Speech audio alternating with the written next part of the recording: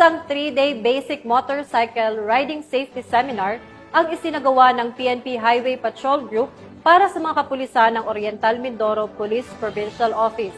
Ito ay kasama sa pagpapaigting ng programa ng pambansang pulisya na mabilisang pagtugon sa tawag ng ating mga kababayang nangangailangan ng tulong. Patrolman Mark Roland Feliciano sa balita. Pay nga, 3-day basic motorcycle riding safety seminar na ginanap sa Motorcycle Riding Academy sa Barangay Sapul, Calapan City sa Oriental Mindoro. Pinangunahan ito ng mga tauhan ng HPG Mimaropa sa pamumuno ng kanilang regional chief na si Police Colonel Christian B. De La Cruz at pakikipag-ugnayan sa Police Regional Office Mimaropa sa pamumuno ng Regional Director na si Police Brigadier General Roel C. Rodolfo. Sa pagsisimula ng nasabing aktibidad ay pinangunahan ito ng mga safety reminders sa pagmumotor at ang kahalagahan ng pagkakaroon ng knowledge about basic motorcycle training. Para saan nga ba at ano ang kahalagahan ng aktibidad na ito? Isa sa mandate natin is the road safety. Yun ang pinaka-ano natin pinaka ginagawa natin.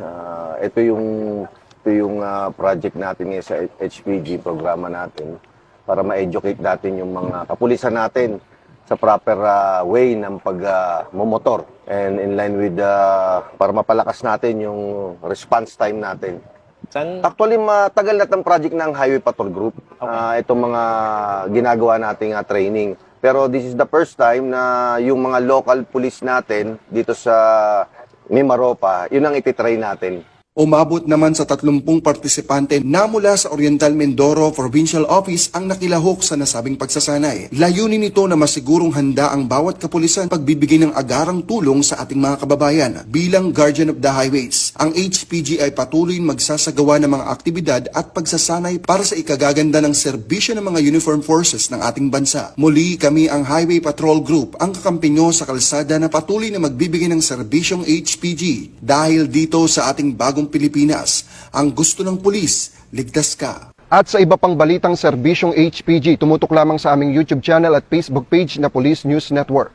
Mula sa tanggapan ng kakampi nyo sa kalsada, ako po si Patrolman Mark Roland Feliciano para sa Police News Network, alagad ng batas, tagataguyod ng balitang pulis.